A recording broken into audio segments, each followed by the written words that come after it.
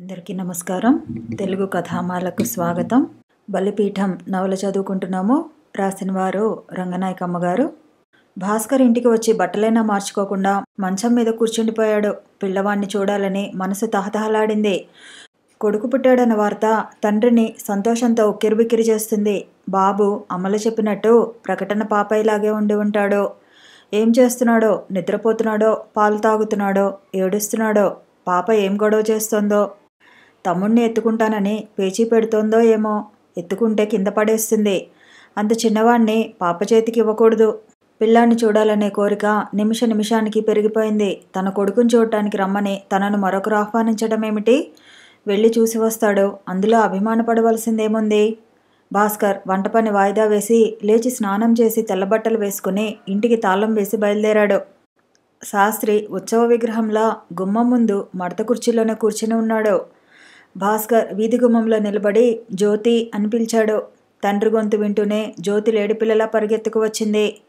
నాన్న, నాన్న, అమ్మకు తమ్ముడు పుట్టాడు నాన్న, ఏం చక్కా ఉన్నాడు నాన్న, రా నాన్న చూద్దాము అంటూ తండ్రి చేపట్టుకుని గదివైపుకు తీసుకువెళ్తుంటే జగదాంబ అడ్డు వచ్చింది. ఆగు అబ్బాయి, వేళగాని వేళ ఇప్పుడు చంటి బిడ్డను చూడకూడదు. అదేమిటి? ఆశ్చర్యపడ్డాడు భాస్కర్. ఇదేం వేళగాని వేళ? ఏ వేళ అయితే ఏం? పాప పుట్టినప్పుడు రాత్రి 12 గంటల వేళ చూశాను. ఆసుపత్రి ఇల్లు ఒకటేనా? ఇప్పుడు పిల్లాన్ని చూడటానికి కుదరదు. భాస్కర్కు అర్థమైంది ఇది తన మీద పగ సాధించడానికే. కోపంతో మనసు మండిపోయింది. నా పిల్లవాన్ని నేను చూడాలని వస్తే కాదనటానికి మీరెవరు మచ్చా? మా ఇంట్లో జొరబడి ఇదేం వాదనయ్యా? కోపంగా శాస్త్రి కుర్చీలోంచి లేచి వచ్చాడు. పూజ గదిలోకి నువ్వు వెళ్ళటానికి వీల్లేదు. భాస్కర్ కోపంగా అన్నాడు. పురిటి మంచం పూజ గదిలో వేశారా? అది మా ఇష్టం, కావాల్సిన చోట వేసుకుంటాం. ఇది నా ఇష్టం, నా కొడుకుని నేను చూసే వెళ్తాను. భాస్కర్ పట్టుదలగా గదివైపు నడుస్తుంటే శాస్త్రి వెటకారంగా నవ్వాడు.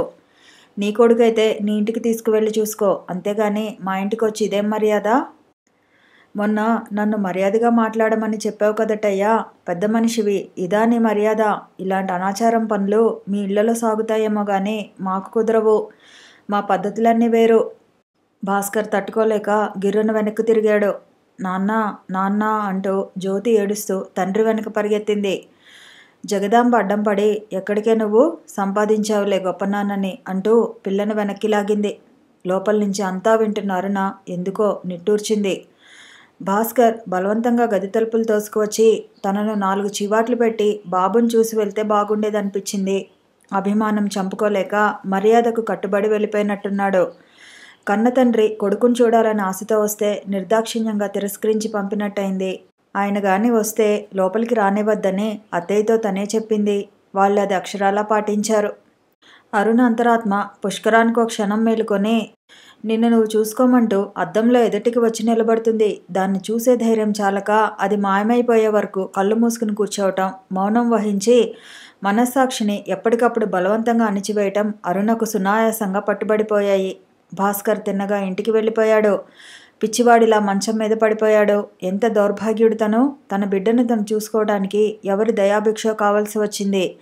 ఏమిటి దారుణం? ఎంత ఆలోచించినా మనసు తేలికపడలేదు. అరుణ ఎంత మారిపోయింది.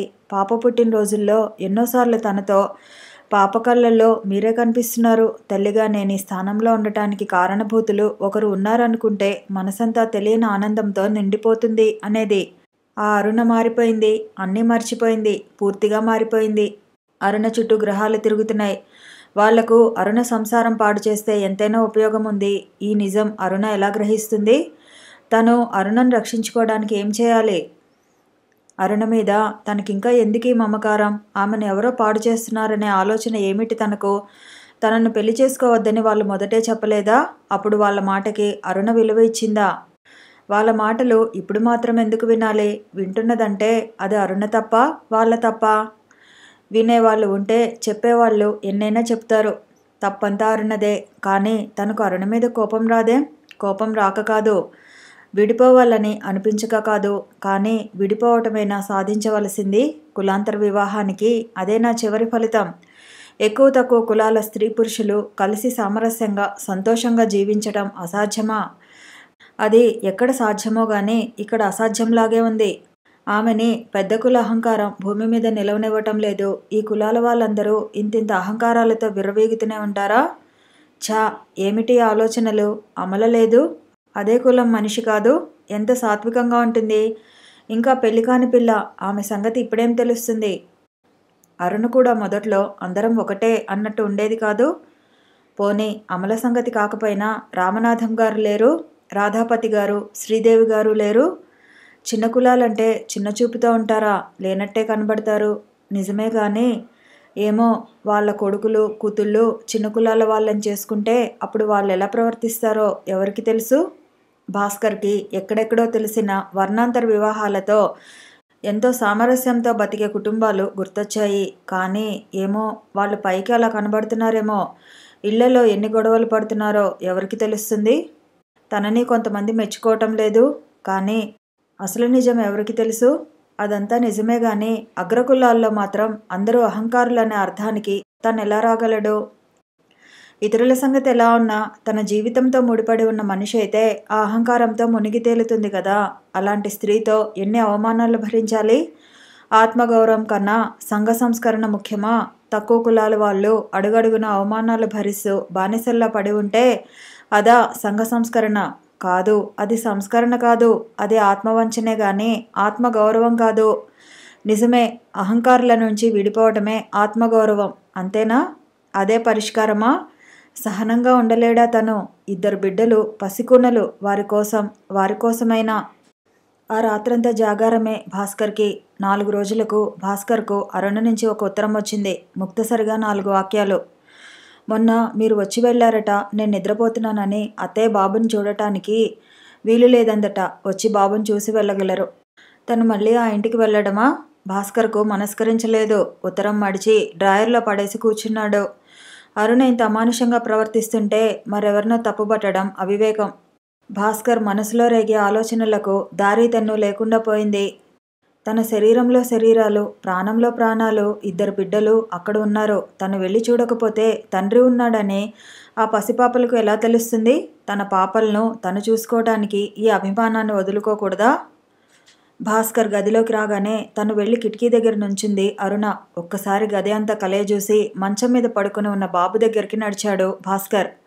బాబు చిన్నప్పటి పాపలాగే ఉన్నాడు. అదే రంగు, అవే పోలికలు. పాప కన్నా బలంగా ఉన్నాడు. జుట్టు చాలా ఒత్తుగా నల్లగా ఉంది. పిల్లవాడి మీదకు వంగి సున్నితంగా జుట్టు నిమిరాడు. మునివేళ్లతో తాకి బుగ్గలు ముద్దు పెట్టుకున్నాడు. మెత్తగా వెన్న ముద్దలా ఉన్న పిడికిళ్ళు విప్పి తెల్లటి చేతివేళ్లు, అరిచేతులు, చిన్నారి పాదాలు, బంతుల్లాంటి భుజాలు బాబు శరీరమంతా తాకుతూ సంతోషించాడు. బాబుని ఒళ్ళోకి తీసుకుని గుండెలకు చేర్చుకుని మృదువుగా ముద్దు పెట్టుకుని పక్క సర్ది పడుకోబెట్టాడు. నాన్న, నాతో మాట్లాడు నాన్న. నీకు మాటలు రావా? నేను నాన్నని కానా అంటూ పిల్లవాడి చిన్నగడ్డం పట్టుకుని తనలో తను మాట్లాడుకున్నాడు. అరుణ అదేమీ తనకు పట్టనట్టు కిటికీలో నుంచి బయటికి చూస్తూ నుంచుంది అంతసేపు. పాప పుట్టినప్పుడు అలా కాదు. అరుణ స్వయంగా తన చేతులతో పాపను భాస్కర్ ఒడిలో పడుకోబెట్టింది. పాప బుగ్గలు నవ్వితే సొట్టపడేలా ఉన్నాయి. నుదురు చూసారా? విశాలంగానే ఉంది. జుట్టు బొత్తిగా లేదు అంటూ ఎన్నో విషయాలు తనకై తను చెప్పి చూపించింది. 2 కలిసి పాపను చూస్తూ నవ్వుకున్నారు. తను హాస్యమాడితే అరుణ ఎంతో సిగ్గుపడింది. బాలింతరాలు అరుణ సిగ్గుగా పాపకు పాలిస్తుంటే తను కొంచెం నవ్వాడు. ఆ ఆనందం ఒకరు చెబితే అర్థమయ్యేది కాదు. తిరిగి తలుచుకుంటే అనుభవించేది కాదు. ఆ పరిస్థితి వేరు, ఆ రోజులు వేరు. అంతా ఊహించలేని విధంగా మారిపోయింది. ఆ ఆనందమంతా ఇసుకలో పడ్డ నీరులా కాలప్రవాహంలో పడి ఇంకిపోయింది. బాబు గుప్పెళ్లతో మొహం మీద రాసుకుంటూ కాళ్ళు ఆడిస్తూ ఏడుపుకు ఉపక్రమించబోతుంటే భాస్కర్ అరుణని పిలిచాడు. చూడు అరుణ, బాబు ఏడుస్తున్నట్టున్నాడు. అరుణ నెమ్మదిగా వచ్చింది. ఇప్పుడు పాలు ఇవ్వాలా? పొడిగా అనేసి పిల్లవాడిని తీసుకోబోయింది. వద్దు, నువ్వు మంచం మీద కూర్చుని పడుకుని పాలు ఇవ్వు, నేను అలా కుర్చీలో కూర్చుంటాను అంటూ లేచి భాస్కర్ కుర్చీ కిటికీ దగ్గరికి లాక్కుని అటు తిరిగి కూర్చున్నాడు. పరిస్థితులు మారిపోతున్నప్పుడు వాటిని అంత తేలికగానూ భరించటం అలవాటవుతుంది. 10 నిమిషాలకు బాబు నిద్రపోయాడు. అరుణ లేచి మౌనంగా కూర్చుంది. భాస్కర్ వెళ్ళటానికి లేచాడు. అరుణ ఏమిటన్నట్టు చూసింది అరుణ. బాబును ఉయ్యాల్లో వేయటం అది ఉంటుంది కాబోలు. ఉంటుంది. డబ్బు ఎంత కావాలి? డబ్బా? ఆశ్చర్యంగా చూసింది. ఏం బార్సాల కోసం డబ్బు అక్కర్లేదా? అదా, అయితే మీరు ఇవ్వటం ఎందుకు? అంటే బాబుకి నేను ఉన్నాను, మీ డబ్బుతో అవసరం నాకేం లేదు. అరుణ, అవును, మనకు ఇక సంబంధం లేదని అప్పుడే వ్రాసిపెట్టే వచ్చాను. సంబంధం లేదనుకుంటేనే లేకుండా పోతుందా? పోక ఏమవుతుంది? అయితే తెగతెంపులు చేసుకోవాలని నిర్ణయించుకున్నావా? అంతే అన్నట్టు మౌనం వహించింది అరుణ. భాస్కర్ అన్నాడు, ఎంత సంతోషాన్నైనా ఒక్క నిమిషంతో నాశనం చేయగలవు. ఒక్క మాట విసిరి మనసు విరగగొడతావు. బాబుని చూసి సంతోషంగా వెళ్తుంటే ఎందుకీ రాద్ధాంతం? అందుకే నా బెడద వదిలించుకుని సుఖంగా ఉండండి. భాస్కర్ వాదించి లాభం లేదనుకుని మౌనం వహించాడు. అప్పుడు పాపని ఉయ్యాల్లో వేస్తానంటే నానా హంగామా చేశారు. డబ్బు దండగా అన్నాడు. ఇప్పుడు ఆ అభిప్రాయాలన్నీ ఏమయ్యాయి? ఏమీ అవ్వలేదు, అన్నీ అలాగే ఉన్నాయి. నా అభిప్రాయాలే నీకు కావలసి వస్తే ఇప్పుడు అదే అంటాను. సరే వెళ్తాను అంటూ బయలుదేరేసరికి డాక్టర్ రాధాపతి, ఆయన భార్య శ్రీదేవి కలిసి వచ్చారు. ఓ, మీరు ఉన్నారా? అభినందనలు భాస్కర్, మీ చిరంజీవిని చూద్దామనే వచ్చాం. సంతోషం డాక్టర్, రండి. ఈ మధ్య మిమ్మల్ని కలుసుకోవడానికి వీలు లేకపోయిందండి, నొచ్చుకుంటూనే ఆహ్వానించాడు భాస్కర్. మీరెక్కడండి? మమ్మల్ని పూర్తిగా మర్చిపోయారు. మీరలా హాస్యానికి అన్నా నేను భరించలేను. మీరు చేసిన మేలు ఒక్క జన్మలో కాదు, 1000 జన్మలైనా మర్చిపోలేము. ఈనాడు మేము బిడ్డాపాపలతో ఉండటానికి కారణం మీరు కాదా? డాక్టర్ నవ్వుతూ, క్షమించండి భాస్కర్, మీ మనసు నాకు తెలిసిన హాస్యానికి నొప్పించాను. పదండి మీ బాబుని చూద్దాం అంటూ లోపలికి నడిచాడు. బాబుని చూసి సంతోషంగా, చాలా ఆరోగ్యంగా ఉన్నాడు, ఏం భయం లేదు. అరుణాదేవి ఆరోగ్యం మాత్రం జాగ్రత్తగా చూసుకోవాలి అన్నాడు. శ్రీదేవి అరుణ ఆరోగ్యం గురించి, వాడుతున్న మందుల గురించి, పథ్యాల గురించి చాలా అడిగి తెలుసుకుంది. తీసుకోవాల్సిన జాగ్రత్తలన్నీ చెప్పింది. ఒక అరగంట తర్వాత భాస్కర్ వెళతాను అరుణ అంటూ డాక్టర్ దంపతులతో పాటు బయలుదేరాడు. కాఫీ కప్పులు లోపలికి తీసుకువెళ్తూ అరుణని అడిగింది జగదాంబ. ఏమిటమ్మా కబుర్లు? పిల్లవాణ్ణి చూస్తానంటూ గంటల కొద్దీ కూర్చుండిపోయాడు. మరేం లేదు, డబ్బు ఇస్తారట, బాబుని ఉయ్యాల్లో వేసి వేడుక చేయాలట. గొప్ప ధర్మకర్త బయలుదేరాడు ఈనాటికి. నువ్వంత చేతులు చచ్చి కూర్చున్నావు అనుకున్నాడా? నేను అదే అన్నాను. మీకు నాకు సంబంధం లేదని చెప్పేశానుగా అన్నాను. లేదంటేనే లేకుండా పోతుందా అన్నారు. శాస్త్రి కలుగజేసుకున్నాడు. ఆ మాట నిజమేనే అమ్మాయి. అరుణ జగదాంబ అర్థం కాని వాళ్ళలా చూశారు. శాస్త్రి తన దూరదృష్టి తెలివితేటలు ఉపయోగిస్తూ అరుణ ఏం చేయాలో కర్తవ్య బోధ చేస్తుంటే పిల్లవాడు లేచి కేరుమన్నాడు. రాత్రి ఎప్పుడో మెలకువ వస్తే జ్వరం తగిలినట్టు అనిపించింది భాస్కర్కు. ఒళ్ళు వేడిగా, నోరు చేదుగా, తలనొప్పిగా, చాలా బాధగా అనిపించింది. అన్నం తినకుండా పడుకున్నాడేమో, ఆకలిగా కూడా ఉంది. పస్తులతో పడుకోవటం అలవాటు అయింది. దాహం వేస్తున్నా లేచి మంచినీళ్ళు తెచ్చుకోబుద్ధి కాలేదు. తను ఒంటరి అయిపోయినట్టు, తనకు ఎవరూ లేనట్టు అనిపించింది. చిన్న విత్తనంలా అంకురించిన మనోవేదన గంటలు గడుస్తున్న కొద్దీ ఏపుగా పెరిగి మహావృక్షమైంది. కళ్ళ వెంట వెచ్చటి నీరు కారిపోసాగింది. మర్నాడు అలాగే ఆఫీసుకు వెళ్ళిపోయాడు. మధ్యాహ్నం అవుతున్న కొద్దీ ఒళ్ళు బరువెక్కుతున్నట్టు, తల తిరిగి తూలిపడిపోతున్నట్టు అనిపించడంతో వెంటనే రిక్షాలో ఇంటికి వచ్చేశాడు. గ్లాసుడు మంచినీళ్ళు తాగి పడుకున్నాడు. మెలకువ వచ్చేసరికి అమల మంచం దగ్గర కుర్చీ వేసుకుని కూర్చునుంది. బాగా చీకటి పడినట్టు కిటికీలో నుంచి వీధి లైట్లు కనిపిస్తున్నాయి. భాస్కర్ ఒత్తిగిల్లి కళ్ళు తెరవటంతో ఎలా ఉంది బావా అంది ఆతృతగా అమల. ఏమీ మాట్లాడాలనిపించక భాస్కర్ మళ్ళీ కళ్ళు మూసుకున్నాడు. బావా అంటూ అమల వంటి మీద చేయివేసింది. భాస్కర్ 2 నిమిషాలకు లేచి తలగడుకు చేరబడి కూర్చుంటూ నెమ్మదిగా, కొంచెం కాఫీ తెస్తావా అమల అన్నాడు. ఇప్పుడు హోటల్కి ఎందుకు? ఇంట్లో పాలు లేవా? ఉన్నాయి, వంటింటి అల్మారులో చూడు. అమల కుంపటి అంటించి కాఫీ పెట్టింది. ఫ్లాస్క్ కడిగి కొంచెం అందులో పోసి గాజు గ్లాసుతో వేడివేడి కాఫీ గదిలోకి తీసుకువచ్చింది. కాఫీ తాగేసరికి కాస్త తేటపడినట్టు అనిపించింది భాస్కర్కి. గ్లాసు ఇస్తూ నువ్వెప్పుడు వచ్చావు అన్నాడు. గంట పైనే అయింది. తలుపులు దగ్గరికి వేసి ఉన్నాయి. నువ్వేమో తెలివి తప్పిన వాడిలా పడుకుని ఉన్నావు. రాగానే నాకు ఆశ్చర్యం వేసింది సుమా. ఎన్నిసార్లు పిలిచినా పలకకపోతే వంటి మీద చేయి వేసి చూశాను. జ్వరం వచ్చింది కాబోలు అనుకొని దగ్గర కూర్చున్నాను. అసలేమైంది? ఉదయం ఒంట్లో బాగుండకపోయినా ఆఫీసుకు వెళ్ళాను. తీరా ఉండబుద్ధి కాలేదు, వచ్చేశాను. ఇప్పుడు మెలకు వచ్చేసరికి నువ్వు కనిపించావు. ఒక పూటంతా తెలివి తప్పినట్టే అయిపోయింది. అయినా ఈ మధ్య బాగా చిక్కిపోతున్నావు బావా. భాస్కర్ బాధగా నవ్వి అన్నాడు. ఏం చేయమంటావు? అమల మాట్లాడలేదు. భాస్కర్ సర్దుకొని కూర్చుంటూ అన్నాడు. చాలా నీరసంగా ఉంది అమల. నిన్న పొద్దున కాబోలు కొంచెం పెరుగు వేసుకుని అన్నం తిన్నాను. సాయంత్రం వంట చేసుకోబుద్ధి కాక బద్దకించి పడుకున్నాను. ఇక అక్కయ్యని తీసుకువచ్చేయకూడదు? భాస్కర్ మాట్లాడలేదు. బాబుని చూసావా? మొన్న వెళ్ళి చూశాను. మొన్న వెళ్ళావా? అదేమిటి, నేను చెప్పిన రోజు వెళ్ళనే లేదా? అమల ఆశ్చర్యంగా అడిగింది. తొందరపాటుగా నిజం చెప్పినందుకు లోలోపల నొచ్చుకుంటూ అన్నాడు. లేదు, వాళ్ళు నాకు కబరే పంపంది. నేను వెళ్ళటం ఎందుకని ఊరుకున్నాను. తర్వాత అరుణ ఉత్తరం రాస్తే వెళ్ళాను. అమల క్షణం ఆగి అంది. నువ్వింత అవివేకంగా ఆవేశపడ్డావంటే నమ్మలేకుండా ఉన్నాను బావా. నా దగ్గర ఏదో రహస్యం దాస్తున్నావు కాబోలు. అదేం లేదు అమల. నిజంగానే కోపం వచ్చి వెళ్లకుండా ఊరుకున్నాను. అమల రెట్టించలేదు. సరే, చాలా చీకటి పడింది. నేను వెళ్తాను బావా. ఫ్లాస్క్లో కాఫీ ఉంది. ఈ రాత్రికి పడుకో. రేపు ఉదయం మా ఇంటి దగ్గర నుంచి అన్నం తీసుకువస్తాను. రేపు పొద్దున కాస్త ఓపిక చేసుకుని లేచి కాఫీ పెట్టుకు తాగు. అన్నట్టు నీకు బాగుండలేదని అక్కయ్యకు చెప్పి వెళ్ళమంటావా? ఎందుకులే, చిన్నపిల్లాడితో ఉంది. తెలిస్తే కంగారు పడటం తప్ప ఎలా వస్తుంది? అయితే నేను వెళ్ళనా? నీకు కొంచెం కులాసాగానే ఉంది కదా? నీరసం తప్ప బాగానే ఉంది. రేపు నువ్వు వస్తే రాగానే అన్నం మీ ఇంటి దగ్గర నుంచి ఎందుకు అమల? హోటల్కి వెళ్తాను, పర్వాలేదు. ఏం బావా, అంత ఉపకారం గుర్తించుకోలేని వాళ్ళం అనుకుంటున్నావా? భాస్కర్ నీరసంగా నవ్వాడు. సరే, నేను వెళ్తాను. బాగానే ఉందని రేపు ఆఫీసుకు మాత్రం బయలుదేరకు సుమా. మరోసారి హెచ్చరించి వెళ్ళిపోయింది అమల. నిట్టూర్చాడు భాస్కర్.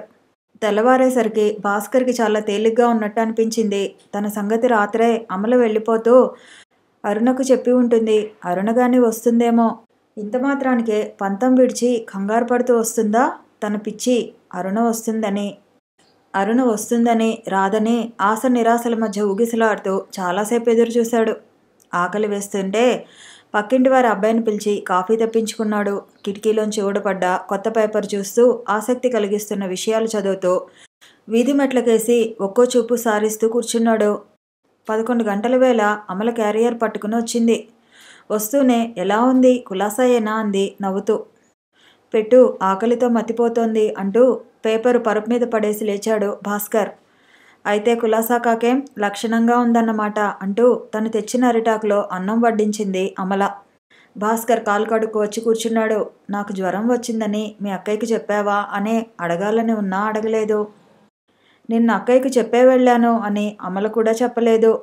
కారపొడి, చారు, వేడివేడి అన్నం అమల ఆప్యాయంగా వడ్డిస్తుంటే మౌనంగా భోజనం చేసి తృప్తిగా లేచాడు భాస్కర్ ఆటంక పెట్టినా అమల నవ్వి ఎంగిలి ఆకు తీసి పారేసి చేయి కడుక్కు వచ్చింది. నీ ఉపకారం మర్చిపోలేను అమల. నువ్వు లేకపోతే చాలా ఇబ్బంది పడేవాడిని. చిన్నదానివైనా ఈ పొగడతలు ఎప్పటినుంచేమిటి? ఒక్క పూట అన్నం తెచ్చానని ఇంత అందలం ఎక్కిస్తున్నావు? నువ్వు నాకు చేస్తున్న ఉపకారం సామాన్యమైనదంటావా? పోనీ ఎవరిని ఎవరూ పొగుడుకోవద్దులే, కూర్చో. సరే, ఇప్పుడు చెప్పు. ఉదయం అక్కయ్య వచ్చిందా? నువ్వు చెప్పావా? రాత్రే చెప్పానే. వస్తానందా? నాకేం చెప్పలేదు. కాసేపు కూర్చుని వెళ్ళిపోయాను. అమల కుర్చీని మంచం దగ్గరికి జరుపుకొని కూర్చుంది. బావా, ఒకటి అడుగుతాను, చెప్తావా? ఏమిటబ్బా అది? ఇలా హాస్యంగా తీసేసి నా దగ్గర దాపరికం చేస్తావు కదూ? లేదులే, అడుగు. అక్కయ్యకు నీకు ఏమైనా గొడవలు వచ్చాయా? నేనేమీ అనుకోను, చెప్పు బావా. నిన్ను చూస్తుంటే చాలాసార్లు అడగాలనిపించినా బాగుండదని అడగలేకపోయాను. ఇదే అడుగుతావని నాకు తెలుసు అమల. కానీ ఏం చెప్పను? మీ అక్కయ్య గురించి చెప్తే ఎలా నమ్ముతావు? అదేమిటి బావా, ఇన్ని సంవత్సరాలుగా చూస్తున్నాను. మీ తత్వాలు నాకు తెలియవా? అక్కయ్యకు ప్రతి చిన్న విషయానికి కోపం వస్తుంది. ఒక పట్టుపడితే అలా భీష్మించుకుని కూర్చుంటుంది. నిజం చెప్పాలంటే అక్కయ్యకు దూరాలోచన తక్కువే. మీ అక్కయ్య మనసు పాడు చేస్తున్న వాళ్ళు వేరే ఉన్నారు అమల. అవును, ఆ ముసలాళ్ళిద్దరూను. మా అమ్మ కూడా అదే అంటోంది. కానీ అసలు మనిషి తప్పేమీ లేదా? చెప్పేవాళ్ళు చెబుతారు. ఏది వినాలో ఏది వినకూడదో ఆలోచించుకోవద్దు. అందరినీ కాదని తెగించి పెళ్లి చేసుకున్నందుకు లక్షణంగా కాపురం చేసుకోవాలి కానీ ఇలా గొడవలు తెచ్చిపెట్టుకుంటే ఏం బాగుంటుందని బాధపడుతోంది మా అమ్మ. భాస్కర్ ఆశ్చర్యంగా అడిగాడు. అసలు మా మధ్య గొడవలు వచ్చాయని మీకెలా తెలిసింది? సరే, దీనికి విస్తుపోతున్నావా? ఆ జగదాంబ లేదు, అమ్మతో అందట. అమ్మ నాతో అంటే ముందు నేను నమ్మలేదు. రాత్రి నీ కబురు చెప్దామని అక్కయ్య దగ్గరికి వెళ్ళాను కదా. ఏదో మాటల సందర్భంలో అక్కయ్య అభిప్రాయం కూడా చూచాయిగా తెలిసింది. మీ అమ్మగారైనా మీ అక్కయ్యని మందలించలేదా? అమల కాసేపు ఊరుకుని ఇబ్బందిగా అంది. ఇప్పుడు కొత్త గొడవ వచ్చి పడింది బావా. అమ్మ అక్కయ్యని మందలించటం అలా ఉంచి నా ప్రాణాలు తీస్తోంది అన్నట్టు నేనే అడుగుదామనుకుంటూ మర్చిపోతున్నాను. ఏమిటి ఈ మధ్య పెద్ద గ్రంథకర్తవవుతున్నావట? భాస్కర్ సూటిగా అడగటంతో అమల సిగ్గుపడింది. తప్పేముంది బావా, అక్కయ్య నువ్వు చేసుకోలేదా? అందుకే మీ అక్కయ్య ఇప్పుడు బాధపడుతోంది కదా. అవేం మాటలు బావా, నీకేం లోటని అక్కయ్య బాధపడుతుంది? అది మీ అక్కయ్యని అడుగు, కావలసినన్ని కారణాలు చెప్తుంది. మా సంగతికేం గాని నీ సంగతి చెప్పు. ఆ విషయమే చెప్తుంటే నువ్వు అడ్డు వచ్చావు అని కొంచెం సిగ్గుపడుతూ చిరునవ్వుతో మొదలుపెట్టింది అమల. నేను జేమ్స్తో స్నేహం చేస్తున్నానని తెలిసి మా ఇంట్లో వాళ్ళంతా గొడవ చేస్తున్నారు. అక్కయ్య మూలంగా నాకు ధైర్యం చిక్కిందిలే. మీ ఇద్దరిని చూపించి తప్పేమిటని అడిగాను. దాని పరిస్థితిని బట్టి అది అలా చేసింది కానీ కిరస్తాని వాణ్ణి చేసుకోవడానికి నీకేం కర్మ అంటున్నారు అమ్మ వాళ్ళు. సరే, అక్కయ్యతోటే అమ్మకు నచ్చ చెప్పిద్దాం అనుకుంటున్నాను. ఇంకా రాత్రి నా విషయం అక్కయ్యే కదిపింది. నన్ను సమర్థించడం అలా ఉంచి చాలా వ్యతిరేకంగా మాట్లాడింది. ఎంత మాత్రం ఇటువంటి పెళ్లి చేసుకోవద్దంది. నిక్షేపం లాంటి కులం మతం చెడగొట్టుకోవద్దంది. నేను ఆశ్చర్యపోతూ విన్నాను. భాస్కర్ కూడా అమల మాటలు ఆశ్చర్యపోతూనే విన్నాడు. నిన్ను అటువంటి పెళ్లి చేసుకోవద్దనడానికి కారణాలేం చెప్పింది? చాలా చెప్పింది బావా. మా ఇద్దరికి చిన్న రకం వాదన లాంటిదే జరిగింది. తను ఎలా చెప్పుకొచ్చిందో తెలుసా అంటూ అమల వాదన అంతా చెప్పుకొచ్చింది. అరుణ అమలకు బుద్ధి చెబుతున్నాను అనుకుంటూ తన బోధన మొదలుపెట్టింది. ఏవో ఆదర్శాలు పాటిస్తున్నాం, ముందడుగులు వేస్తున్నాం అంటూ బయలుదేరి ఈ వర్ణాంతర వివాహాలు చేసుకోగానే సరిపోదు. వాటి ఫలితాలు జీవితమంతా అనుభవించాల్సి ఉంటుంది. చూసేవాళ్లకు చాలా చిన్నదిగా కనిపించే విషయం అనుభవించే వాళ్ళని కొండంతగా బాధ పెడుతుంది. సంసారంలో ఏ చిక్కు సంభవించినా పరిస్థితి ఏమాత్రం సమర్థించుకోలేకపోయినా తప్పే చేశామేమోనని పశ్చాత్తాపంతో ఏడవటం మిగులుతుంది. నీకు తెలీదు అమల, నేను అనుభవం మీద చెప్తున్నాను. ఈ కులభేదాలేమిటని మొదట్లో నేను అనుకున్నాను కానీ మనకు తెలియకుండానే ఆ భావాలు మన రక్తంలో జీర్ణించి ఉన్నాయి. మనం వద్దనుకున్నా అది పోయేది కాదు. ఎంత ఆదర్శాలు వల్ల వేసుకున్నా అది మనసుని విడిచిపెట్టదు. ఒక కులం వాళ్ళకి ఇంకో కులం వాళ్ళకి కుదరదు. ఇక వేరువేరు మతాల వాళ్ళకి కుదురుతుందా? నువ్వు జేమ్స్ని చేసుకుంటానంటే నాకే ఎంతో బాధగా ఉంది. వాళ్లకు మనకు బొత్తిగా ఏ విషయంలోనూ సరిపడదే. తిండిలో, తీరులో, కట్టులో, బొట్టులో, దేవుడిలో, దెయ్యంలో అడుగడుగున అన్నీ తేడాలే. అది వర్ణించలేని బాధ అమల. అనుభవిస్తున్నప్పుడు కానీ నీకు తెలిసిరాదు అంటూ చెప్పుకొచ్చింది. ఇన్ని సంవత్సరాలు బావతో కలిసి ఉండి నువ్వు తెలుసుకున్నది ఇదా అంది అమల ఆశ్చర్యంగా. బావతో కాపురం అంటే బావ ఒకడే వచ్చి నా దగ్గర కూర్చోలేదు. ఆయన చుట్టూ ఉన్న బంధువులు, వాళ్ళు సృష్టించే పరిసరాలు, అబ్బా అవన్నీ మనకు సరిపడవు అమల అంది అరుణ మళ్ళీ మొహం చిట్లిస్తూ. అక్కయ్య, నువ్వు మరీ అతిశయంగా మాట్లాడుతున్నావు. సీతమ్మ వదిన గారు, లక్ష్మి వాళ్ళంతా ఉన్నప్పుడు నేను 4-5 సార్లు రాలేదా? వాళ్ళంతా చాలా శుభ్రంగా శుచిగా ఉంటూ ఉండేవారు కదా. కాకపోతే మనలా మాట్లాడకపోవచ్చు. అంత మాత్రాన వాళ్ళు మనతో కలిసి బతకడానికే పనికి రాకుండా పోతారా? పొరపాటు అనేది ఏదైనా ఉంటే కులాలంటూ ఏర్పరిచి మనుషుల్ని విడదీసిన వాళ్ళదే. ఎప్పుడో ఏదో జరిగింది, ఇక ఎల్లకాలం అలాగే జరగాల అంది అమల. అమల, నువ్వు అందరిలాగే వేడివేడి పరిస్థితిలో ఉన్నావు. నీ తప్పేమీ లేదులే అని నవ్వింది అరుణ. ఒక మాట చెప్పు అక్కయ్య, నువ్వు అన్నదే ఒప్పుకుంటాను. తక్కువ కులాల వాళ్ళంతా నువ్వు అంటున్నట్టు సభ్యతలు సంస్కారాలు తెలియక వెనుకబడి ఉన్నవాళ్ళు కదా. పోనీ అలాగే అనుకుందాం. మరి వాళ్ళ గతి అంతేనా? తోటి మానవులనే సానుభూతితో అన్నీ తెలిసిన వాళ్ళు వాళ్ళని చేరదీసి తమకు తెలిసినవి నేర్పి వాళ్ళను కూడా తమ స్థితికి తీసుకురావడానికి ప్రయత్నించనక్కర్లేదా? చూడు, నీ వల్ల ఒక కుటుంబం, నా వల్ల మరో కుటుంబం శుచి శుభ్రత మంచి చెడ్డలు తెలుసుకోగలిగితే అంతకన్నా ఏం కావాలి? బాగుంది నువ్వు చెప్పేది. వాళ్ళలో మార్పు వస్తుందో చస్తుందో తర్వాత సంగతి కానీ ముందు మన జీవితాలు ధ్వంసం చేసుకోవాలి.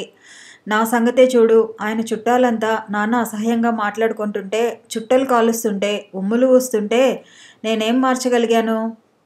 చుట్టలు మన వాళ్ళు కాల్చడం లేదా? తాగుళ్ళు తాగటం లేదా మన వాళ్ళు? మన కుటుంబాల్లో అవన్నీ భరించడం లేదా మనం? వాళ్ళు అంతే కదా. వాకిళ్ళల్లో ఉమ్ములవి ఊసేవాళ్ళని అసలు మార్చాలని నువ్వెక్కడ ప్రయత్నించావు? వాళ్ళు రాగానే నువ్వు మకాం మార్చేసి ఇక్కడికి వచ్చేసావు. నిజంగా వాళ్ళకి నేర్పడానికి నువ్వు కొన్ని అయిష్టాలు భరించకూడదా? ఎవరూ సాహసించకపోతే ఇటువంటి పరివర్తనలు ఎలా జరగాలి? అమల అడిగిన ప్రశ్నలేవి పట్టించుకోకుండా అరుణ వెటకారంగా నవ్వింది. అమల పిచ్చి పిచ్చిగా ఆలోచిస్తూ నువ్వు ఇలా ఆదర్శాలకు బలైపోతానంటే నేను చెప్పగలిగేదేమీ లేదు. అంతస్తుల మీద అంతస్తులు లేపాలంటే పునాది బలంగా ఉండాలి. పుట్టుకతోటే సంస్కారం లేని వాళ్ళని చేసుకుని వాళ్ళ కోసం మన బతుకులు బలిపెట్టుకుంటామా? సరేలే, నువ్వు ఎంత వివేకంగా ప్రవర్తిస్తావో నేను చూస్తాలే. నేను వివేకంగా ప్రవర్తిస్తానని గొప్పలు చెప్పుకోవటం లేదక్కయ్యా. నేను ఏదో ఆదర్శం కోసం కాదు. జేమ్స్ వ్యక్తిత్వం నాకు నచ్చింది. అతనంటే నాకు చాలా ఇష్టం. అతనంటే ఇష్టం కాబట్టి అతని కుటుంబంలో వాళ్ళందరూ కూడా ఇష్టమే. కులాలు వేరైతే ఏమిటి, మతాలు వేరైతే ఏమిటి, నా భవిష్యత్తు నేను అనుకుంటున్నట్టు సంతోషంగా జరగకపోయినా ఈ మతాంతరం ఎందుకు చేసుకున్నానా అని నేను పశ్చాత్తాపపడను. ఇద్దరు మనుషులకు పడకపోతే అది ఆ మనుషుల్లో ఎవరిదో ఒకరి తప్పవుతుంది. లేకపోతే ఇద్దరి తప్పులు ఉండొచ్చు. ఇద్దరు సంస్కారంగా ఉంటే మతాలు ఏం చేస్తాయి? ఏ మతమైనా న్యాయంగా మంచిగా ప్రవర్తించమనే చెబుతుంది. అలా ప్రవర్తించకపోతే అది మన తప్ప, మతాల తప్ప? మతాలే మనుషుల్ని తయారు చేయవా? అలా అనుకుంటే మీరిద్దరూ ఒక మతమేగా. అయితే ఏం కులాలు తేడాగా లేవా? వాళ్ళతో మనకెలా కుదురుతుంది? మళ్ళీ మొదటికొచ్చింది అరుణ. వాళ్ళకి మనకి కుదరదు, అదే మాట అస్తమాను. అమల నవ్వి నిన్ను మాత్రం హిందూ మతం బాగా తయారు చేసింది అంది. అరుణ కొంచెం అవమానపడ్డట్టు సరేలే ఇప్పుడు అలాగే అనుకుంటావులే అని మొహం చిట్లిస్తూ నవ్వింది.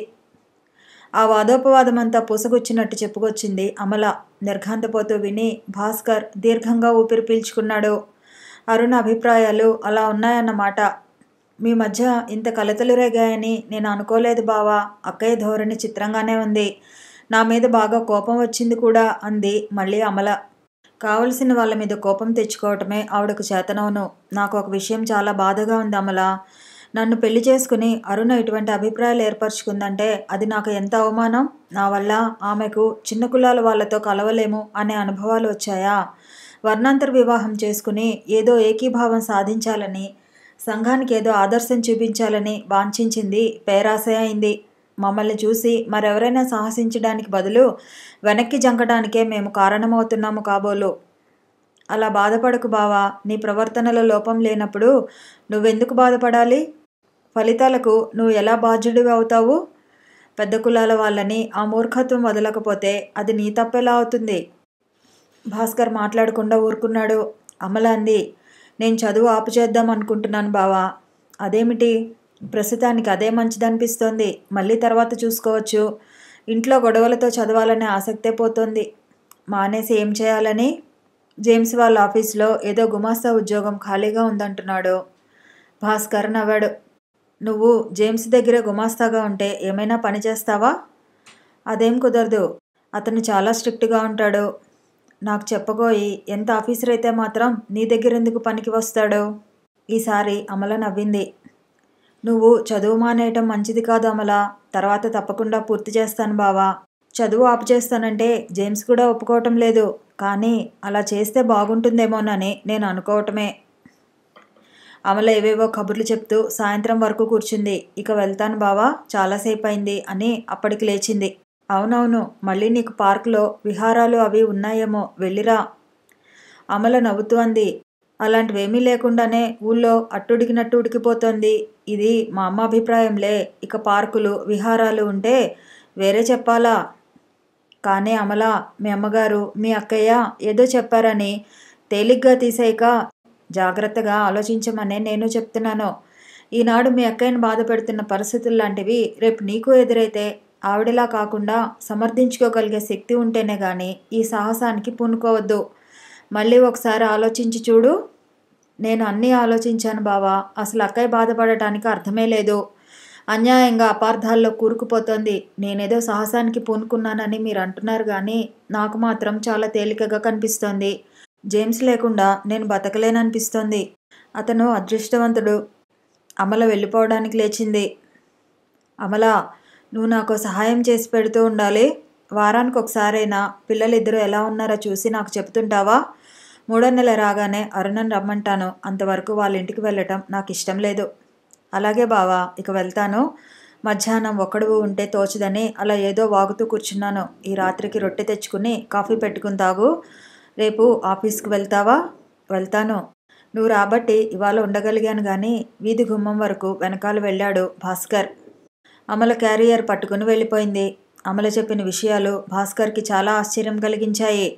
అరుణ ఏదో తాత్కాలికమైన కోపాలతో ఉందని అనుకున్నాడు గాని తన పట్ల ఇంత తీవ్రమైన అభిప్రాయాలతో ఉందనుకోలేదు. తనని చేసుకున్నందుకు పశ్చాత్తాపపడుతోందన్నమాట. అనుకోకుండా డాక్టర్ రాధాపతి తనను వెతుక్కుంటూ రావటం భాస్కర్కు విస్మయం కలిగించింది. ఇదేమిటి డాక్టర్, ఇంత తీరిగ్గా దయచేశారు అంటూ ఆయన్ని ఆహ్వానించి కూర్చోబెట్టాడు. డాక్టర్ నవ్వుతూ, ఏదో కాలక్షేపానికి నువ్వు గుర్తు వస్తే ఇలా బయలుదేరి వచ్చాను అన్నాడు. మీ పాపలిద్దరూ కులాసాయేనా? అరుణాదేవి ఇంకా రాలేదా అంటూ మంచి చెడ్డ ప్రశ్నించాడు. మీ దయ వల్ల బాగానే ఉన్నారండి, మరో 10 రోజుల్లో ఆవిడ్ని తీసుకొస్తాను అనేసి ఊరుకున్నాడు భాస్కర్. కాసేపటికి రాధాపతి, నిన్ను ఒక విషయం అడుగుదామనే వచ్చాను భాస్కర్, నువ్వు మరోలా అనుకోకపోతే అని ఆగాడు. భాస్కర్ విస్మయంగా చూశాడు. నేను అంత అనుకోవాల్సింది ఏముంటుంది? మీ విషయాల్లో నేను కలుగు చేసుకోవటం పొరపాటేనేమో, కానీ ఇది విన్నప్పటి నుంచి నాకు చాలా బాధగా ఉంది భాస్కర్. మొన్న శ్రీదేవి శాస్త్రిగారింటికి వెళ్తే అరుణాదేవి నీ గురించి అదో రకంగా మాట్లాడిందట. ఆ జగదాంబ గారు కూడా చాలా నిర్లక్ష్యంగా మాటలు అందట. వాళ్ళ ధోరణి బట్టి మీ మధ్య ఏమైనా గొడవలు వచ్చాయేమోనని శ్రీదేవి అంటే నేను నమ్మలేకపోయాను. అదేమిటో నిన్నే అడిగితే తెలుస్తుంది కదా అనిపించింది. భాస్కర్ సిగ్గుతో చితికిపోయాడు. తమ మధ్య గొడవలు ఇంటికి ఎవరు వస్తే వాళ్ళ ముందు పెట్టేయడం ఒక్కటేనా అరుణకు చేతనైంది? భాస్కర్, నీ మనసు నొప్పించి ఉంటాను. అలా అనుకోవద్దు డాక్టర్ గారు. అరుణకు నాకు గొడవలు రావటం అబద్ధం కాదులేండి. ఆవిడ కోపంతో వెళ్ళిపోయింది. ఎలాగో నెలలు నిండుతున్నాయి కదా, అక్కడే విశ్రాంతిగా ఉంటుందని నేను ఊరుకున్నాను. సంసారం అన్న తర్వాత గొడవలు వస్తూనే ఉంటాయి, పోతూనే ఉంటాయి. విడిపోవటం వరకు ఆలోచిస్తే బాగుండదు. భాస్కర్ ఆశ్చర్యాన్ని అణుచుకున్నాడు. అబ్బే, అంతవరకు రాదులేండి, మా మధ్య అంత పెద్ద గొడవలేమున్నాయని అంటూ నవ్వాడు. అదే ఎందుకో నాకు అనుమానం వచ్చి అంతవరకు పోవద్దు సుమా అని నీతో అనాలనిపించి వచ్చాను. కులాంతర వివాహాల విషయంలో ఒకే కులం పెళ్లిళ్ళ కన్నా జాగ్రత్తగా ఉండాలి. భాస్కర్కి కొంచెం కష్టం అనిపించింది. జాగ్రత్తగా ఎవరు ఉండాలంటారు అన్నాడు కొంచెం నవ్వుతూ. ఇద్దరూ ఉండాలి, ఇరుపక్షాలు ఉండాలి. ఎవరు ఉండకపోతే వాళ్ళదే తప్పు. నేను జాగ్రత్తగా ఉన్నాననే అనుకుంటున్నానండి. నా వల్ల తప్పు జరిగితే తప్పకుండా ఒప్పేసుకుంటాను. మళ్ళీ అలా జరగకుండా చూసుకుంటాను. నీ సంగతి నాకు తెలుసులే భాస్కర్. డాక్టర్ ఇతర విషయాలు కాసేపు మాట్లాడి వెళ్ళిపోయాడు. విడిపోవటం వరకు ఆలోచిస్తే బాగుండదు చూడు. డాక్టర్ మాటలు భాస్కర్కు చాలా ఆశ్చర్యం కలిగించాయి. ఈయనకు అలాంటి అభిప్రాయం ఎందుకు వచ్చింది? విడిపోతామని అరుణ చెప్పుకుంటుందా? భాస్కర్ వెంటనే ఒక కవర్ తీసి అరుణకు ఉత్తరం రాశాడు. రేపు 11వ తారీఖుతో బాబుకి 2 నెలలు నిండుతాయి. 3వ నెలలో అంటే 14, 15 తారీఖుల్లో నువ్వు వచ్చేస్తే బాగుంటుంది. నీకెప్పుడు వీలవుతుందో తెలియజేస్తే నేను వస్తాను. 2 రోజుల్లోనే జవాబు వచ్చింది. మీ ఉత్తరం నాకు చాలా ఆశ్చర్యాన్ని కలిగించింది. మనకు ఇక ఏ సంబంధమూ లేదని గతంలో 2 సార్లు చెప్పి ఉన్నట్లుగానే నాకు గుర్తు. నేను వచ్చే ప్రసక్తి లేదని మరోసారి చెప్పవలసి వస్తోంది. అది జవాబు. భాస్కర్కి ఒక్కసారి అరుణ మీద అసహ్యం ముంచుకొచ్చింది. ఎందుకు ఇంత అహంకారం అనుకుంటూ ఉత్తరం చించిపారేశాడు. నీ ఉత్తరం అందింది. నేను నీతో ఈ విషయమై ముఖాముఖి మాట్లాడాలి. ఇది ఉత్తరాలతో పరిష్కరించుకునేది కాదు. రేపు సాయంత్రం 6 గంటల ప్రాంతాన వస్తాను. భాస్కర్ నుంచి మరో కబురు వెళ్ళింది. అరుణ ఎంత అహంకారంగా ప్రవర్తిస్తోందో భాస్కర్కు అర్థం కాదు. కానీ 2 పసిపిల్లలు ఉన్నారు. వాళ్ళ కోసం చాలా సహించాలి. 2 వైపులా పట్టిలాగితే తాడు తెగటానికి ఎంతసేపు కావాలి? ఇదే నీ నిర్ణయమా అరుణ? అవును. ఎందుకు ఇటువంటి నిర్ణయం చేసుకోవలసి వచ్చింది? అది మీకు తెలుసు. ఇక మనకు సరిపడదు. సరిపడకపోవడానికి కారణాలేమిటో ఆలోచించావా? ఎన్నిసార్లు ఆలోచించాలి? అస్తమాను గతం తవ్వుకోవటంలో ప్రయోజనం లేదు. చేసిన తప్పులు దిద్దుకొని సమర్థించుకొని బ్రతకాలని నీకు లేదా? నేనేమీ తప్పులు చేయలేదు దిద్దుకోవడానికి. అంటే నేనే తప్పులు చేశానా? అది మీకే తెలియాలి. సరే, పిల్లల విషయం? నా దగ్గరే ఉంటారు. వాళ్ళ కోసం మీరేమీ చిల్లి కానీ ఇవ్వనవసరం లేదు. భాస్కర్ మౌనం వహించాడు. ఈ మనిషికి ఇక తనేం చెప్పాలి? ఎందుకు చెప్పాలి? ఏదో విధంగా సంబంధం నిలుపుకోవాలనే కోరిక లేని వ్యక్తితో వాదించి ఒప్పించి అది తనకే చిన్నతనం కాదా? కావచ్చు. కానీ లోకం ఒక కులాంతర వివాహం ఇలా నవ్వులపాలైతే ఇక ఎవరు ముందుకొస్తారు? ముఖ్యంగా 2 పిల్లలు, తల్లిదండ్రుల ప్రేమానురాగాలతో పెరిగి పెద్ద కావలసిన పిల్లలు. ఈ సమస్యలన్నీ ఏం కావాలి? తల్లిదండ్రుల ప్రేమానురాగాలతో పెరిగి పెద్ద కావలసిన పిల్లలు. ఈ సమస్యలన్నీ ఏం కావాలి? అరుణ, ఆనాడు సంస్కర్తలమంటూ బయలుదేరి 10 మందిలోనూ గర్వంగా పెళ్లి చేసుకున్నాం. ఇప్పుడు విడిపోయి వేరువేరుగా బ్రతుకుతుంటే ఎంత హాస్యాస్పదంగా ఉంటుందో నలుగురు ఎలా నవ్వుకుంటారో ఆలోచించావా? నవ్వుకోవచ్చు. నా కష్టసుఖాలు తెలియని వాళ్ళు నవ్వుకుంటే నవ్వుకుంటారు. ఒకరిని లెక్క చేయాల్సిన అవసరం నాకు లేదు. నా వల్ల అంతంత కష్టాలు పడ్డావా? సామాన్యమైన విషయాల కోసం పంతం పట్టి సంసారం పరువు ప్రతిష్టలు బజారుకెక్కిస్తావా? పరువు ప్రతిష్టలు ఇంకా మన సంసారంలో అవి ఎక్కడ మిగిలి ఉన్నాయి? మీకు అతి సామాన్యంగా కనిపించే విషయాలే నేను సహించలేనివి అవుతుంటే ఇక చేయగలిగిందేముంది? విడిపోవటం గాక. నీ దృష్టిలో నేను ఎలాగూ కులం తక్కువవాణ్ణి, సంస్కారం లేనివాణ్ణి. నా గురించి ఎవరేమనుకున్నా నీకు బాధ లేదు. కానీ నువ్వు గొప్ప కులంలో పుట్టి పుట్టుకతోటే సంస్కారం నేర్చుకున్నావు. పెద్ద చదువు చదివావు. నలుగురి మధ్య ఉద్యోగం చేస్తూ మంచి చెడ్డలు తెలుసుకుంటున్నావు. నువ్వు కూడా అల్లరి పడితే నలుగురిలో నీకేం మర్యాద? పర్వాలేదు. నాకింకా మిగిలి ఉన్న కులం గొప్ప ఏమీ లేదు. అది ఏనాడో పోయింది. ఆనాడే నేను కులం తక్కువ దాన్ని అయ్యాను. దానికి ఈనాడు పశ్చాత్తాపపడుతున్నావు కదూ? నిజంగానే పశ్చాత్తాపపడుతున్నాను. నా సంగతి వదిలిపెట్టండి. మీకెందుకింత పట్టుదల? మనం విడిపోతున్నాం అనుకుంటే మీకు మాత్రం బాధ ఎందుకు? భాస్కర్ మౌనంగా ఊరుకున్నాడు. అరుణ చెప్పసాగింది. నేను మీకు తగినదాన్ని కానని మీరు అనుకుంటున్నారు. మన సంసారం ఇలా మూన్నాళ్ళ ముచ్చట కావటం నాకు బాధగానే ఉన్నా ఇదే తప్పనిసరి అనిపిస్తోంది. మీరు మనసు పాడు చేసుకోవటం ఎందుకు? మీకేం పురుషులు సర్వస్వతంత్రులు. నన్ను పిల్లల్ని మర్చిపోవటం మీకు లెక్కలోది కాదు. అరుణ, ఎంత అన్యాయంగా మాట్లాడుతున్నావు? పిల్లల్ని మర్చిపోవాలా నేను? పిల్లల్ని నీ పిల్లలుగానే అనుకుంటున్నావా? నీ పిల్లల మీద ఈ తక్కువ కులం వాడి నీడ పడకూడదు అనుకుంటున్నావా? నీ కోసం, పిల్లల కోసం నేను బాధపడతానో లేదో నేను చెప్పుకోవాల్సింది కాదు.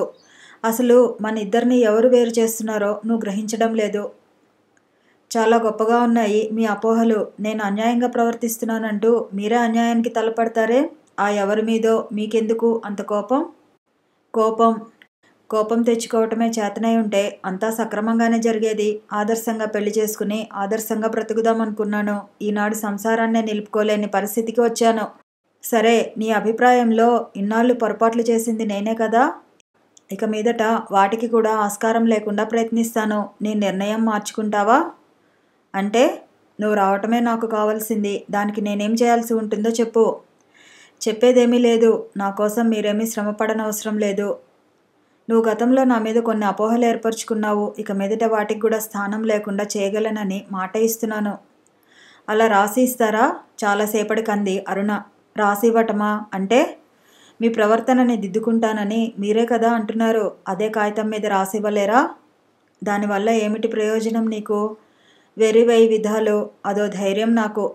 సరే. భాస్కర్ చటుక్కున్న జేబులో నుంచి పెన్ను తీస్తూ ఏమని రాయాలి? ఒక కాగితం ఇయ్యి అన్నాడు. అరుణ తెల్లటి కాగితం అందిస్తూ నన్ను కొట్టనని, తిట్టనని, ప్రేమగా చూసుకుంటానని మన ఇంటి దగ్గర నుంచి నాకు ఉత్తరం రాసినట్టు వ్రాయండి. భాస్కర్ తలెత్తి విస్మయంగా చూశాడు. అరుణ, నా మీద ఇంత నింద మోపడానికి నీ అంతరాత్మ ఎలా అంగీకరించింది? నిన్ను నేను కొట్టి తిట్టి బాధ పెట్టానా? ఒకసారి నువ్వు మగవాడివి కావా అంటే మూర్ఖంగా రెచ్చిపోయి చేయి విసిరేశాను. మరోసారి నువ్వు అన్యాయంగా పాపని కొడితే సహించలేక ఒక గెంటు గెంటాను. దానికే ఎంత సిగ్గుపడ్డానో నీకు తెలుసా? నేను రాక్షసుడిలా ప్రవర్తించినట్టు వ్రాయమంటున్నావా? అది నా తృప్తి కోసమే గాని మరేమీ కాదు. మీ మనసులో కల్మషం లేకపోతే అలా వ్రాసి ఇవ్వటానికి ఆలోచన దేనికి? భాస్కర్ తలదించుకుని కాగితం మీద గబగబా 4 వాక్యాలు వ్రాసి సంతకం పెట్టాడు. అంతేకాదు, ఇంకో విషయం. జ్యోతికి ఇంతలో పెళ్లి తలపెట్టనని కూడా వ్రాయండి. నిర్ఘాంతపోయాడు భాస్కర్. అదేమిటి? ఇప్పుడు నేను పాపకు పెళ్లి చేయాలనుకుంటున్నానా అని విస్మయంగా చూశాడు. ఎప్పుడు చేసినా అది నా ఇష్ట ప్రకారమే జరగాలి. అది కూడా చేర్చండి. భాస్కర్కు అర్థమైంది. తల పంకించి ముందు వ్రాసిన దాని కింద తిరిగి మరో 4 వాక్యాలు రాసి సంతకం పెట్టి తల ఎత్తాడు. ఇంకా ఏమిటి? అరుణ ఆలోచించింది. మామతో సంప్రదించితే తప్ప ఏమీ తోచినట్టయింది. బాబు లేచినట్టున్నాడు, వస్తాను ఉండండి అంటూ లోపలికి వెళ్ళి 2 నిమిషాల్లో బయటకు వచ్చింది. బాబు లేచాడా? లేదు, బాగానే పడుకున్నాడు. అసలు ఏడుపే వినిపించందే. లేచాడని ఎలా అనుకున్నావు? చాలాసేపటి నుంచి నిద్రపోతున్నాడు. ఎలా ఉన్నాడో చూద్దామని వెళ్ళాను. సరే, ఇప్పుడు రాయాల్సిందేమిటి? కుటుంబ వ్యవహారాల్లో నేను చెప్పినట్టు చేస్తానని, కష్టసుఖాల్లో నన్ను సంప్రదిస్తానని వ్రాయండి. భాస్కర్ ఏదో అడగాలనుకునే ఊరుకున్నాడు. లక్ష్మిని తీసుకొచ్చినప్పుడు ఇద్దరి మధ్య మాటలు లేక అది చెప్పకుండా చేశాడు గాని అరుణను బాధపెట్టి అరుణ ఇష్టాలకు వ్యతిరేకంగా ఇంటి వ్యవహారాలు జరపటం తను ఎప్పుడూ చేయలేదు. అది అరుణకు తెలుసు. తలదించుకుని ఒళ్ళో కాగితం మీద మరో 2 వాక్యాలు రాసి తల ఎత్తాడు. తర్వాత చెడ్డ స్నేహాలన్నీ మానేస్తానని, అసలు స్నేహాలే మానేస్తే కాదు, కాగితం మీద మరో వాక్యం ఎక్కింది. దాని కింద ఇంకో సంతకం. ఇంకా ఏమైనా ఉన్నాయా? ఇప్పటికీ అలా ఉంచండి. భాస్కర్ కాగితం మడిచి ఇచ్చాడు. ఇప్పుడు నీకు నమ్మకమేనా? అరుణ ఉత్తరం విప్పి చూస్తూ అంది. నమ్మకానికేముంది? వ్రాసి ఇచ్చిన తర్వాత కట్టుబడి ప్రవర్తించాలనే నీతి మీకు ఉండాలి గాని ఇదేం నన్ను ఉద్ధరిస్తుందా? అన్నట్టు మరో విషయం, మన పెళ్లికి ముందు నేను ప్రకృతి ఆశ్రమంలో ఉన్నప్పుడు కరుణ సమాజం మహర్షి గారికి ఒక ఉత్తరం రాసినట్టున్నాను. అది ఒకసారి తెప్పించగలరా? అది ఎందుకు? కావాలి. అప్పుడేం రాశానో ఒకసారి చూడాలి అంతే. అసలు ఏమిటి నీ ఉద్దేశం అని గట్టిగా అడగాలనిపించింది గాని భాస్కర్ ఊరుకున్నాడు. ఆవిడ ఉద్దేశం ఏమైనా తనకు అవసరం లేదు. సరే, ఆయనకు వ్రాస్తాను. నీ ప్రయాణం ఎప్పుడు? ఆ ఉత్తరం రానివ్వండి. అరుణ ఉద్దేశం ఏమిటో తెలియకపోయినా ఏదో గూడుపుఠాని మాత్రం జరుగుతుందని గ్రహింపైంది భాస్కర్కు. లేచి నిలబడ్డాడు. ఆ ఉత్తరం తీసుకునే నీకోసం వస్తాను. కానీ అరుణ, నేను ఆత్మాభిమానం లేక నీకోసం దేవిరిస్తూ చెప్పిందంతా చేస్తున్నానని అనుకుంటే అది నీ అపోహే. పిల్లల భవిష్యత్తు కోసం మనం ఒక దగ్గర ఉండాలని నాకింకా ఆశగా ఉంది. సుఖపడటం, దుఃఖపడటం ఇక మన అదృష్టాల మీద ఆధారపడి ఉంటుంది. వెళ్తాను. భాస్కర్ వెళ్ళిపోయాక అరుణ ఉత్తరం తీసుకువెళ్ళి శాస్త్రి చేతిలో పెట్టింది. ఆయన మహదానందంతో ఉత్తరం విప్పుతూ, ఇక నీ చేతిలో చిక్కాడన్నమాటే అంటూ సంబరపడ్డాడు. అయితే వెళ్ళిపోతావుటే? దిగులుగా అంది జగదాంబ. వచ్చేస్తానని చెప్పానత్తయ్య. మంచిగా ఉంటాననే ఉత్తరం కూడా వ్రాసి ఇచ్చినప్పుడు ఇక వెళ్ళటానికి సంశయం ఏమిటి? వెళ్ళిపోతాను. సరేలే వెళ్ళు. తాళి కట్టుకున్నాక కాదనుకుంటే పోతుందా? కానీ అమ్మాయి, ఒక్క మాట. రాతలంటే బరికి పడేస్తారు గాని మనసు మారద్దుటే. ఏదన్నా గొడవ వచ్చిందా? నువ్వేం భయపడకు. నీ చేతిలో కాగితం ముక్క ఉండనే ఉంది. కరుణ సమాజం నుంచి తిరిగి వచ్చిన ఉత్తరం అందుకొని అరుణ తేలిగ్గా ఊపిరి పీల్చుకుంది. గుండెల మీద బరువు దించుకుంది. ఇక తనని పట్టివ్వగలిగే ఆధారం ఏమీ లేదు భాస్కర్ దగ్గర. భాస్కర్ అమాయకత్వానికి ఒక రకంగా జాలి కూడా వేసింది అరుణకు. ఈసారి అరుణ శాస్త్రి ఇంటికి దగ్గరగా ఇల్లు చూసింది. ఇల్లు చాలా చిన్నదేగాక పాత ఇంటికి ఉన్న సౌకర్యాలేమీ లేవు. నీటికి చాలా ఇబ్బంది పడవలసి వస్తుంది. అత్తయ్య వాళ్ళ ఇంటికి దగ్గరగా ఉంటే అత్తయ్య బాబుని చూస్తూ ఉంటుంది అంది అరుణ తనకి తను ఆ ఇంటిని చూసే ముందు భాస్కర్తో. ఇదివరకు పాప చిన్నదిగా ఉన్నప్పుడు పని మనిషిని పెట్టి ఇంటి దగ్గర పెంచుకోలేదు. అయినా భాస్కర్ ఆ విషయమే పట్టించదలచలేదు. నిక్షేపం లాంటి ఇల్లు ఆఫీసుకి దగ్గరగా తక్కువ అద్దెలో ఉంటే దాన్ని వదులుకున్నావేమిటో భాస్కరం అంటూ రామనాథం గారు 3 సార్లు ఇంటి ప్రస్తావన తీసుకువస్తే ఏవో కారణాలు చెప్పి తప్పించుకున్నాడు భాస్కర్. భాస్కర్కు అరుణ మీద ఒక రకమైన విముఖత ఏర్పడిపోయింది. దాన్ని తొలగించుకోవాలని ఎంతమాత్రం ప్రయత్నించలేదు. ఇంట్లోకి ఏమైనా సరుకులు కావాలని చెప్తే బజారుకు వెళ్ళి తేవటం, అన్నం వడ్డించానని పిలిస్తే మౌనంగా తినిలేవటం, ఏమాత్రం వీలు చిక్కినా పిల్లలిద్దరిని దగ్గర కూర్చోబెట్టుకుని ఆడించటం, బాబు నిద్రపోతుంటే జ్యోతితో అక్షరాలు దిద్దించటం, పాప కూడా ఆడుకోవడానికి పోతే ఏదో పుస్తకం తెరుచుకుని కూర్చోవటం, మధ్య మధ్య స్నేహితులు వస్తే మాట్లాడి పంపించటం. అవే భాస్కర్కి ఇంటిలో కార్యక్రమాలు. అరుణతో తనకు ఉన్న సంబంధం ఏమిటో అర్థం కాకుండా పోయింది. దూరంగా ఉండే సంబంధమే చాలనిపించింది. అరుణ కూడా కొన్నాళ్ళ వరకు చాలా దూరంగా ఉంటూ వచ్చింది. రాను రాను భాస్కర్ ప్రవర్తన చాలా నిర్లక్ష్యంగా తోచి అరుణ అభిమానం దెబ్బతిన్నట్టే అయింది. కథ కొనసాగుతుంది. మళ్ళీ కలుసుకుందాము. ఈ వీడియో నచ్చితే లైక్ చేయండి, షేర్ చేయండి, కామెంట్ చేయండి, ఛానల్ని సబ్స్క్రైబ్ చేయండి.